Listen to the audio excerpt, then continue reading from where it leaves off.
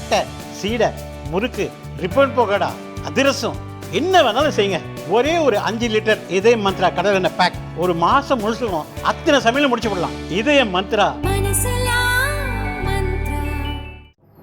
வணக்கம். செய்திச் சுருக்கம். ஞானசேகரன் காலஸ்ரீயை புட்டு வைத்த அண்ணாமலை, எல்லாம் முடிந்த பின் சவால் விட்ட செல்வ பெருந்தகை. அண்ணா பல்கலை மாணவி பாலியல் வன்கொடுமை வழக்கில் திமுக நிர்வாகி ஞானசேகரனுக்கு 30 ஆண்டுகள் சிறை தண்டனை விதித்திருப்பதை வரவேற்று பாரதிய ஜனதா மாநில முன்னாள் தலைவர் அண்ணாமலை வீடியோ வெளியிட்டார். அதில் ஞானசேகரன் கைது செய்யப்பட்ட பிறகு வெளியே வந்தது முதல் எப்போது யார் யாரிடம் பேசினார் என்ற முழு விவரங்களையும் வெளியிட்டார். எதற்காக 24ஆம் தேதி கைது செய்யப்பட்ட ஞானசேகரன் கோட்டூர் போலீஸ் ஸ்டேஷன்லேருந்து எதற்காக வெளியே விடப்பட்டார்? இந்த நேரத்தில் ரொம்ப முக்கியமான விஷயம், ஞானசேகரன் கோட்டூர் காவல் நிலையத்திலிருந்து வெளியே வந்த பிறகு நைட்டு 8:30 மணிக்கு மேலே 24ஆம் தேதி இரவு தமிழகத்தினுடைய சுகாதாரத்துறை அமைச்சர் அண்ணன் மா சுப்பிரமணியம் அவர்களும் கோட்டூர் சண்முகமும் பேசுகிறாங்க. இது கோட்டூர் சண்முகத்தினுடைய சீரியாரை பார்த்தீங்கன்னா, ஞானசேகரன் வெளியே வந்ததுக்கு அப்புறம் கோட்டூர் சண்முகத்தினுடைய பிஹேவியரல் பேட்டர்ன் மா சுப்பிரமணியத்தை கூப்பிடுறார். 8:30 மணிக்கு பேசுறாங்க. 8:32 மணிக்கு மா சுப்பிரமணியம் கோட்டூர் சண்முகம் மறுபடியும் பேசுறாங்க. இது எல்லாம் நம்ம நல்லா புரிஞ்சுக்கணும். எதற்காக, யாரை காப்பாத்துறதுக்காக இவ்வளவு பதட்டம்? ஞானசேகரன் குறிப்பிட்ட நபர்களுடன் பேசியதாக அண்ணாமலை குற்றம் சாட்டியது தொடர்பாக காங்கிரஸ் மாநில தலைவர் செல்வ பெருந்தகை கடுமையாக விமர்சனம் செய்தார். இதெல்லாம் வந்து மக்களை ஏமாத்துற வேலை அண்ணாமலை சொல்கிறதெல்லாம். நான் கேட்குறேன், டெலிகாம் டிபார்ட்மெண்ட் யாருக்கிட்ட இருக்குது சொல்லுங்கள்? தொலைபேசி தொடர்பு துறை யாருக்கிட்ட இருக்குது? பாஜக கிட்ட இருக்குது. அதுக்கு ஒரு அமைச்சர் இருக்கார்ல, அதுக்கு ஒரு செயலாளர் இருக்கார், ட்ராயின்னு ஒன்று இருக்குல்ல. என்ன பண்ணணும் இவங்க? உண்மையிலேயே இதில் சந்தேகம் இருந்தால் அண்ணாமலையும் இங்கே இருக்கிற ஒன்றிய அமைச்சரும் போயிட்டு, சார் இது மாதிரி ஒரு சந்தேகமான தமிழ்நாட்டில் ஒரு கேஸ் இருக்குது, இந்த இன்கமிங் கால் யாருக்கிட்ட இவர் பேசினார், அவுட் கோயிங் கால் யாருக்கிட்ட பேசினார், மிஸ்டு கால் எங்கேருந்து வந்திருக்கு, இந்த பட்டியெல்லாம் கொடுங்க, நிறுத்தி வெளியிட வேண்டியதானே? இது மக்களை ஏமாற்றுவதற்காக மோசடித்தனமான அரசியலை செய்து கொண்டிருக்கிறார்கள். தொடர்ந்து நீதிமன்ற தீர்ப்பு வந்த பிறகும் யார் அந்த சார்னா நீங்கள் சொல்லுங்கள் யார் அந்த சார் அப்படின்னு. உங்கள்கிட்ட தானே டெலிகாம் டிபார்ட்மெண்ட் இருக்குது, தொலைத்தொடர்புத்துறை இருக்குது, நீங்கள் போய் எடுக்கலாம்ல. 7 வருஷம் ப்ரெஷர் பண்ணி வைக்கணும்னு உச்சநீதிமன்றத்தோட ஆணை நாடாளுமன்றத்தில் சட்டமாக்கப்பட்டிருக்கு. அந்த சர்வரில் போய் எடுங்க. எதுக்கு மக்கள் கிட்ட போயிட்டு மக்கள் ஏமாளிகள்லாம் நான் உங்களுக்கு தெரியாதா? பேட்டிக்கு பதிலடி கொடுக்கும் வகையில் அண்ணாமலை அறிக்கை ஒன்றை வெளியிட்டுள்ளார். குற்றம் நடந்த அன்றும் அதற்கு அடுத்த தினமும் குற்றவாளி ஞானசேகரன் யார் யாருடன் செல்போனில் பேசினார், அவனுடன் பேசியவர்கள் வேறு யார் யாருடன் பேசினார்கள் என்ற முழு விவரங்களையும் அந்த வீடியோவில் கூறியிருந்தேன். ஆனால் அதன் பிறகும் தமிழக காங்கிரஸ் தலைவர் செல்வ பெருந்தகை அதே தகவல்களை ஏன் வெளியிடவில்லை என்று கேட்கிறார். குறிப்பாக செல்வ பெருந்தகை ஏன் இத்தனை பதட்டம் அடைகிறார் என்று தெரியவில்லை. ஒரு பொது பிரச்சினை குறித்து கருத்து தெரிவிக்கும் முன் அது குறித்த முழு விவரங்களையும் தெரிந்து கொள்வது ஒரு நல்ல அரசியல் தலைவருக்கு அழகு. செல்வ பெருந்தகை எனது வீடியோவை முழுமையாக பார்க்குமாறு கேட்டுக்கொள்கிறேன். வேண்டும் என்றால் அவருக்கு வாட்ஸ்அப்பில் அந்த வீடியோவை அனுப்பி வைக்கிறேன் என்றும் அண்ணாமலை கூறியுள்ளார். போகாத ஊருக்கு வழி சொல்கிறார் ஸ்டாலின். ஞானசேகரன் வழக்கை விரைவாக முடிக்க வேண்டிய அவசியம் என்ன? யாரை காப்பாற்ற முதல்வர் இந்த வழக்கில் ஆர்வம் காட்டினார் என பாஜக மாநில தலைவர் நயினார் நாகேந்திரன் கேள்வி எழுப்பியுள்ளார். இதில் எங்களுக்கு சந்தேகம் வருது. ஏன்னா இந்த அசம்பாவத்தை உண்டு பண்ணுறக்கூடிய எண்ணத்தில் அவங்க இருக்காங்களோங்கிறது எனக்கு ஒரு சந்தேகம் வந்திருக்கு. நான் ஏற்கனவே சொன்ன மதிப்புக்குரிய அறநிலையத்துறை அமைச்சர் அவர்கள் நல்ல பக்தியான ஆள், சபரிமலைக்கு அடிக்கடி போகக்கூடியவர். ஆனால் பக்தி இல்லாத இடத்துல இருந்துட்டு இந்த தீய எண்ணங்களில் கூட பேசிகிட்டு இருக்கிறது வருந்தத்தக்கது. அதாவது நீதிமன்ற வழக்குள்ள நாங்கள் போக விரும்பலை, அந்த தீர்ப்பை வரவேற்கிறோம். ஆனால் பொதுவாக காவல்துறை என்ன பண்ணுவாங்கன்னா, ஒரு எஃப்ஐஆர் போட்டு குற்றப்பத்திரிகை தாக்கல் செய்வாங்க. அந்த குற்றப்பத்திரிகை தாக்கல் செய்யும்போது அதில் சம்மந்தப்பட்ட நபர்கள் அதில் அந்த யார் சார் அப்படிங்கிறது தொலைபேசியில் பேசியிருக்கிறாங்க. ஆனால் என்ன சொல்கிறாங்கன்னா, ஏரோப்ளைன் மோடில் போட்டிருந்தாங்க, யாரும் பேசலை அப்படிங்கிற மாதிரி கருத்து சொல்லுதாங்க. ஆனால் அந்த சார் இருக்கிறாங்க, அந்த சார் யாருங்கிறத கண்டுபிடிக்க வேண்டியது காவல்துறை தவறி இருக்கிறாங்க. அது தவறியே இருந்தால் அது மதிப்புக்குரிய அண்ணன் பழனிசாமி இபிஎஸ் அவர்கள் ஆட்சிக்கு வந்த பிறகு அதை கண்டுபிடிப்போன்னு சொல்லுதில்ல, அதுவும் வரவேற்கப்படுது. அதை காவல்துறை கண்டுபிடிக்கணும். காவல்துறை முதலமைச்சருடைய கட்டுப்பாட்டில் இருக்குது. முதலமைச்சருக்கு கட்டுப்பாடு காவல்துறை எந்த நடவடிக்கை எடுக்கலை. தினசரி பாலியல் வழக்கு, நிறைய கற்பழி சம்பவங்கள். நான் என்னை பொறுத்தல ஒரு சந்தேகம் என்னென்னா, இந்த 157 நாள் இவ்வளோ விரைவாக முடிக்க வேண்டிய அவசியம். இதே மாதிரி நான் முதலமைச்சர் கருத்து எல்லாமே தவறான கருத்து. அதாவது போகாத ஊருக்கு வழி சொல்லுவாங்கல்ல, அதே மாதிரி என்னென்னா நீட் தேர்வு வராதுன்னு தெரியும். ஏற்கனவே அதிமுக காலத்தில் நீட் தேர்வு வராதுன்னு தெரிஞ்சு அதுக்கு பிறகு அவங்களே போட்ட தீர்மானம் அதிமுக காலத்தில் போடப்பட்டு அது ஜனாதிபதியால் நிராகரிக்கப்பட்டது. அது வராதுன்னு தெரிஞ்சும் மக்களை ஏமாற்றுவதற்காக முதலமைச்சர் அவர்கள் இந்த நீட் தேர்வில் அது பண்ணால் அதை எப்படி ஆளுநர் அனுமதிக்க முடியும்? அதே மாதிரி தான் எல்லா சம்பவங்களுமே. அதாவது முன்னாள் முதலமைச்சர் மதிப்புக்குரிய கருணாநிதி அவர்கள் என்ன செஞ்சாங்கன்னா ஆளுநருக்கு தான் அதிகாரம் வேணும்னு கேட்டு ஒரு தீர்மானம் போட்டார். இப்போ நம்மளுடைய முதலமைச்சர் திரு மதிப்புக்குரிய ஸ்டாலின் அவர்கள் ஆளுநருக்கு அதிகாரம் வேண்டாம், முதலமைச்சருக்கு தான் வேணும்னு தீர்மானம் போட்டார். இப்படி நாட்டு மக்களை குழப்பத்தில் ஆக்குறது தான் திராவிட முன்னேற்ற கழகத்தின் வேலையை தவிர குழப்பமான சூழ்நிலையை உருவாக்குறது தான் என் மக்களை குழப்புறது தான் அவருடைய வேலை. ஆசிரியர்களின் எரியும் வயிறு ஆட்சியாளர்களை சுட்டெரிக்காமல் விடாது. இபிஎஸ் எச்சரிக்கை. அதிமுக பொதுச் செயலாளர் பழனிசாமி வெளியிட்ட அறிக்கையில் கூறியிருப்பதாவது: சென்னை அண்ணா பல்கலைக்கழகம், மதுரை காமராஜர், பாரதியார், பாரதிதாசன் உள்ளிட்ட 10க்கும் மேற்பட்ட பல்கலைக்கழகங்களில் துணைவேந்தர் பதவிகள் கிட்டத்தட்ட 6 மாதங்கள் முதல் 2 ஆண்டுகள் வரை காலியாக உள்ளன. தேவையற்ற வழக்குகளுக்கு சுப்ரீம் கோர்ட் சென்று இந்தியாவிலேயே சிறந்த வக்கீல்களை கொண்டு இந்த விளம்பர மாடல் அரசு வாதாடுகிறது. ஆனால் தமிழக இளைஞர்களின், மாணவர்களின் எதிர்காலத்தை நிர்ணயிக்கும் உயர்கல்வித்துறையின் வழக்குகளை ஏன் முடிக்க முயலவில்லை என்று கல்வியாளர்கள் கேள்வி எழுப்புகின்றனர். 2 ஆண்டுகளாக இப்பிரச்சினை தீர்க்கப்படவில்லை.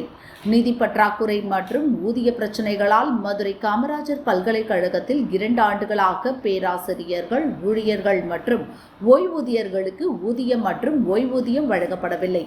தஞ்சாவூர் தமிழ் பல்கலைக்கழகம் மற்றும் அண்ணாமலை பல்கலைக்கழகத்தில் ஆசிரியர்கள் நியமன முறைகேடுகள் மற்றும் ஊதிய பிரச்சினைகள் குறித்து புகார்கள் எழுந்துள்ளன. மகளிர் ஆய்வு மையம் உள்ளிட்ட பல இடங்களில் 6 மாதங்களுக்கு மேல் ஆசிரியர்களுக்கு ஊதியம் வழங்கப்படவில்லை. தற்போது சென்னை பல்கலைக்கழக பேராசிரியர்கள் மற்றும் ஊழியர்களுக்கு கடந்த மாதம் சம்பளம் இதுவரை வழங்கப்படவில்லை என்று போராடி வருவதாக செய்திகள் வெளிவந்துள்ளன. மாணவ செல்வங்களுக்கு அழியாத கல்வி செல்வத்தை கொடுப்பவர்கள் ஆசிரியர்கள் எனும் ஆசான்கள். அந்த தெய்வங்களின் வயிற்றில் அடிக்கும் வேளையில் விளம்பர மாடல் ஆட்சியாளர்கள் இறங்கியுள்ளது மன்னிக்க முடியாத கொடுஞ்செயல். தன்னலமில்லாமல் அறிவை அள்ளி வழங்கும் ஆசிரிய பெருமக்களின் எரியும் வயிறு இந்த ஆட்சியாளர்களை சுட்டெரிக்காமல் விடாது என்று எச்சரிக்கின்றேன் என பழனிசாமி கூறியுள்ளார். நீங்கள் என்ன மொழி வல்லுநரா? மன்னிப்பு கேட்பதில் என்ன ஈகோ? கமலஹாசனுக்கு ஐகோர்ட் கேள்வி. இயக்குனர் மணிரத்னம் இயக்கத்தில் கமலஹாசன் நடிப்பில் உருவான தக் லைஃப் படம் வரும் 5ஆம் தேதி ரிலீஸ் ஆகிறது. சமீபத்தில் சென்னையில் நடந்த அந்த படத்தின் இசை வெளியீட்டு விழாவில் பேசிய கமலஹாசன், தமிழில் இருந்து பிறந்ததுதான் கன்னட மொழி என கூறினார். இதற்கு கர்நாடகாவில் பெரும் எதிர்ப்பு கிளம்பியது.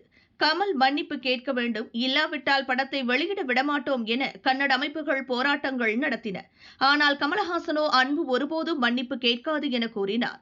இச்சூழலில் தக் லைஃப் படத்தை கர்நாடகாவில் திரையிட கர்நாடக திரைப்பட வர்த்தக சபை தடை விதித்தது.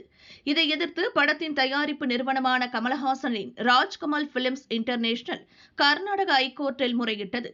கர்நாடக அரசு மற்றும் திரைப்பட வர்த்தக அமைப்புகள் படத்தின் வெளியீட்டை தடுக்கக்கூடாது என்று உத்தரவிட வேண்டும், திரையிடுவதற்கு போதுமான பாதுகாப்பு அளிக்க வேண்டும் என்றும் கோரப்பட்டது.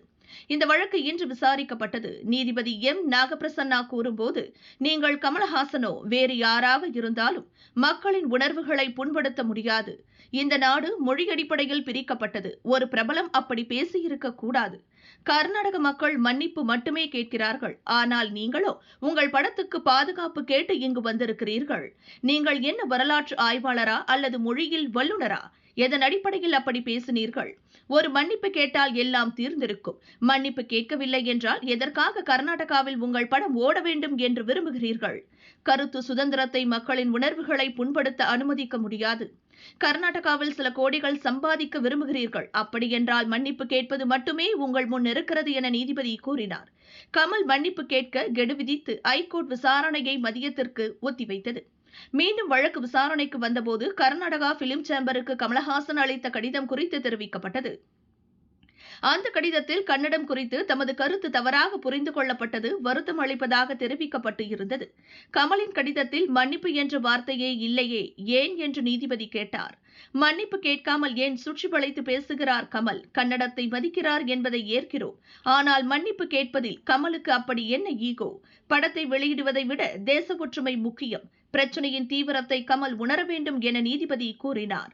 கமலஹாசன் வக்கீல் கூறும்போது, தவறு செய்தால்தான் மன்னிப்பு கேட்க முடியும். தவறாக புரிந்து கொண்டால் எப்படி மன்னிப்பு கேட்பது? படத்தின் வெளியீட்டை 1 வாரத்திற்கு ஒத்திவைக்கிறோம் என கூறினார். இதை ஏற்ற நீதிபதிகள் கர்நாடகா பிலிம் சேம்பர், கர்நாடக அரசு மற்றும் கமலஹாசன் தரப்பு பேச்சுவார்த்தை நடத்த வேண்டும். உடன்பாடு ஏற்படும் வரை கர்நாடகாவில் படம் வெளியிடப்படாது என கூறி வழக்கு விசாரணையை 10ஆம் தேதிக்கு ஒத்திவைத்தனர். பொதுமக்கள் பாதிக்கும் போது அரசு மௌனம் காக்க முடியாது. கட்டுப்பாடு விதித்தது சரிதான். ஆன்லைன் சூதாட்ட விளையாட்டுகளை முறைப்படுத்த தமிழ்நாடு ஆன்லைன் சூதாட்ட தடை மற்றும் ஆன்லைன் விளையாட்டுகள் ஒழுங்குமுறை சட்ட மசோதா சட்டசபையில் கடந்த 2022 நிறைவேற்றப்பட்டது. கவர்னரின் ஒப்புதலுக்கு அனுப்பப்பட்ட மசோதாவுக்கு கவர்னர் ஒப்புதல் அளித்ததை அடுத்து சட்டம் உடனடியாக அரசிதழில் வெளியிடப்பட்டு அமலுக்கு வந்தது.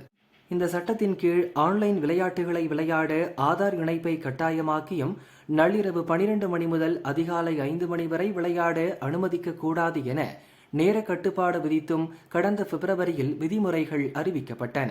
இந்த உத்தரவை எதிர்த்து விளையாட்டு நிறுவனங்கள் சார்பில் ஹைகோர்ட்டில் வழக்குகள் தொடரப்பட்டன. அவற்றை நீதிபதிகள் SM சுப்பிரமணியம், ராஜசேகர் அமர்வு விசாரித்து வந்தது. ஆன்லைன் ரம்மி நிறுவனங்கள் சார்பில் எழுத்துப்பூர்வமான வாதங்கள் தாக்கல் செய்யப்பட்டன. இருதரப்பு வாதங்களும் முடிந்து வழக்குகளின் தீர்ப்பு தேதி குறிப்பிடாமல் ஒத்திவைத்திருந்த நிலையில் இன்று தீர்ப்பு வழங்கப்பட்டது. ஆன்லைன் விளையாட்டுகளுக்கு ஆதார் இணைப்பை கட்டாயப்படுத்தி நேர கட்டுப்பாடு விதித்த தமிழக அரசின் விதிகள் செல்லும் என்று நீதிபதிகள் தீர்ப்பளித்தனர். ரம்மி, போக்கர் போன்ற பணம் வைத்து விளையாடும் விளையாட்டுகள் பொது சுகாதாரத்துக்கு அச்சுறுத்தலாக உள்ளதால் ஆன்லைன் விளையாட்டுகளை ஒழுங்குபடுத்த மாநில அரசுக்கு அதிகாரம் உள்ளது. தமிழக அரசின் விதிகள் மத்திய அரசின் விதிகளுக்கு முரணாக இல்லை. நிபுணர் குழுவின் அறிக்கை அடிப்படையில் ஆன்லைன் விளையாட்டுகள் ஏற்படுத்தும் எதிர்மறை பாதிப்புகளை வைத்து பார்க்கும்போது இந்த ஒழுங்குமுறை விதிகள் உடனடி தேவையாகிறது. மத்திய அரசின் தகவல் தொழில்நுட்ப விதிகள் இன்னும் அமலுக்கு வராத நிலையில் வெற்றிடத்தை நிரப்பும் வகையில் மாநில அரசு நடவடிக்கை எடுத்துள்ளது. தனது ஆளுமைக்குட்பட்ட பகுதியில் வர்த்தக நடவடிக்கைகளை முறைப்படுத்த மாநில அரசுக்கு அதிகாரம் உள்ளது. மக்கள் தீவிரமான மன, உடல் ரீதியிலான தாக்கங்களுக்கு உள்ளாகும் போது அரசு மௌனம் காக்க முடியாது. தொழில் செய்யும் உரிமையை வைத்து மக்கள் வாழ்வுரிமையை பாதிக்கும் செயல்களை அனுமதிக்க முடியாது. மக்களின் உரிமைகளை பாதுகாக்க வேண்டிய கடமை மாநில அரசுக்கு உள்ளது எனவும் கூறி விளையாட்டு நிறுவனங்கள் தொடர்ந்த வழக்குகளை தள்ளுபடி செய்து நீதிபதிகள் உத்தரவிட்டனர். இந்தியாவை மண்டியிட வைக்கும் பாகிஸ்தான் திட்டம் தவிடுபொடி. 8 மணி நேரத்தில் கெஞ்ச வைத்தோம். மகாராஷ்டிராவின் புனே பல்கலைக்கழகத்தில் நடைபெற்ற கருத்தரங்கில் எதிர்கால போர் என்ற தலைப்பில் முப்படைகளின் தலைமை தளபதி அனில் சௌஹான் உரையாற்றினார். அப்போது பஹல்காம் தாக்குதல், ஆபரேஷன் சிந்தூர், இந்தியா பாகிஸ்தான் மோதல் பற்றி கூறினார். பஹல்காம் சம்பவம் மிகவும் கொடூரமானது. மதத்தை கேட்டு தலையில் சுட்டுக் கொலை செய்துள்ளனர். நவீன உலகத்தில் இது ஏற்றுக்கொள்ள முடியாதது. சமூகத்தில் பெரும் வெறுப்பை ஏற்படுத்தியிருக்கிறது. இந்தியாதான் அதிகபட்ச பயங்கரவாத தாக்குதல்களை எதிர்கொண்டு இருக்கிறது. கிட்டத்தட்ட 20,000 பேரை இழந்துள்ளோம். இந்தியாவும் பாகிஸ்தானும் வெவ்வேறு வகையான திறன்களை கொண்டு தாக்குதல் நடத்தின. அதில் ஆபத்தின் அளவும் அதிகமாக இருந்தது. நாம் நமது முழு திறனையும் போர்க்களத்தில் வெளிப்படுத்தவில்லை. நம்மிடம் மிக சிறந்த ட்ரோன் எதிர்ப்பு ஏவுகணைகள் உள்ளன. மனித நாகரிகத்தைப் போலவே போரும் மிக பழமையானது. எந்த ஒரு போரிலும் 2 முக்கிய கூறுகள் உள்ளன: வன்முறை மற்றும் வன்முறைக்கு பின்னால் உள்ள அரசியல். பாகிஸ்தானில் இருக்கும் அரசு ஆதரவு பெற்ற பயங்கரவாதம் அழிக்கப்பட வேண்டும் என்பதுதான் ஆபரேஷன் சிந்தூரின் நோக்கம். பயங்கரவாத நடவடிக்கை மூலம் இந்தியாவை பிணை கைதிகளாக வைத்திருக்க முடியாது. பயங்கரவாதம், அணு ஆயுத மிரட்டல்களுக்கு எல்லாம் இந்தியா பயப்படாது. பயங்கரவாத முகாம்கள் மீது மட்டுமே நாம் தாக்குதல் நடத்தினோம். ஆனால் பாகிஸ்தான் நம் மீதான தாக்குதலை நடத்தி மோதலை அதிகப்படுத்தினர். 48 மணி நேரத்தில் இந்தியாவை மண்டியிட வைக்கும் நோக்கத்தில் மே 10ஆம் தேதி அதிகாலை 1 மணிக்கு பாகிஸ்தான் பல்வேறு தாக்குதல்களை நடத்தியது. ஆனால் இந்தியா 8 மணி நேரத்திலேயே அவற்றை முடிவுக்கு கொண்டு வந்தது. இதனால் அவர்கள் பேச்சுவார்த்தைக்கு வந்தனர். இனியும் தாக்கினால் தங்களது நிலைமை மோசமாகும் என்பதை அவர்கள் உணர்ந்திருந்தார்கள். பதற்றத்தை குறைப்பதற்கான கோரிக்கை பாகிஸ்தானிடம் இருந்து வந்தபோது அதை நாம் ஏற்றோம் என முப்படை தளபதி அனில் சௌஹான் கூறினார். போரில் ஏற்பட்ட இழப்புகள் பற்றி பேசிய முப்படை தளபதி, இந்தியாவுக்கு ஏற்பட்ட இழப்புகள் பற்றி என்னிடம் கேட்டபோது, இழப்புகள் முக்கியமல்ல, போரின் முடிவும் எப்படி செயல்பட்டோம் என்பதே முக்கியம் என்றேன். போரில் இழப்புகள் பற்றி பேசுவது சரியாக இருக்காது என கூறினார். வான்வழி போரில் ஆபரேஷன் சிந்தூர் வரலாறு படைத்துள்ளது. எதிரிகளின் வான் பாதுகாப்பு அமைப்புகளுக்குள் ஊடுருவி துல்லியமாகவும் ஆழமாகவும் தாக்குதல் நடத்தப்பட்டது.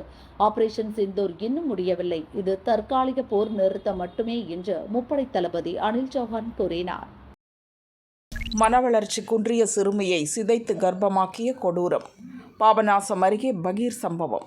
தஞ்சாவூர் மாவட்டம் பாபநாசம் அருகே உள்ள கபிஸ்தலத்தைச் சேர்ந்த 17 வயது மனவளர்ச்சி குன்றிய சிறுமியை அதே பகுதியைச் சேர்ந்த 17 வயது சிறுவன் பாலியல் வன்கொடுமை செய்துள்ளான்.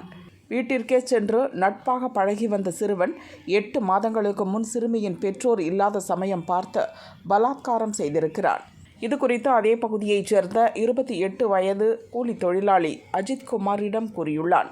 இதனால் சந்தர்ப்பத்திற்காக காத்திருந்த அஜித்குமாரும் 2 மாதங்களுக்கு முன்பு அந்த சிறுமியை பாலியல் வன்கொடுமை செய்துள்ளார். சமீபத்தில் சிறுமிக்கு உடல் நலம் பாதித்ததால் அவரது பெற்றோர் மருத்துவமனைக்கு அழைத்துச் சென்றனர். அங்கு பல்வேறு டெஸ்ட் எடுத்தபோது அந்த சிறுமி 7 மாதம் கர்ப்பமாக இருப்பது தெரிந்தது. அதிர்ச்சி அடைந்த பெற்றோர் என்ன நடந்தது என விசாரித்த போது 17 வயது சிறுவனும் அஜித்குமாரும் மகளிடம் தவறாக நடந்ததை அறிந்து மேலும் அதிர்ச்சி அடைந்தனர். இருவர் மீதும் பாபநாசம் மகளிர் போலீசில் புகார் அளித்தனர். போலீசார் நடத்திய விசாரணையில் மன வளர்ச்சி குன்றிய சிறுமியை பாலியல் வன்கொடுமை செய்தது உண்மை என்பது தெரிந்தது. மேலும் அவர் 5 மாதம் கர்ப்பமாக இருந்தது கூட தெரியாமல் அஜித்குமார் அவரை பலாத்காரம் செய்ததும் தெரிய வந்தது. 17 வயது சிறுவன் அஜித்குமார் இருவரையும் போக்சோ சட்டத்தின் கீழ் போலீசார் வழக்கு பதிந்து கைது செய்தனர். சிறுவனை தஞ்சாவூர் சிறார் காப்பகத்திலும் அஜித்குமாரை சிறையிலும் அடைத்தனர்.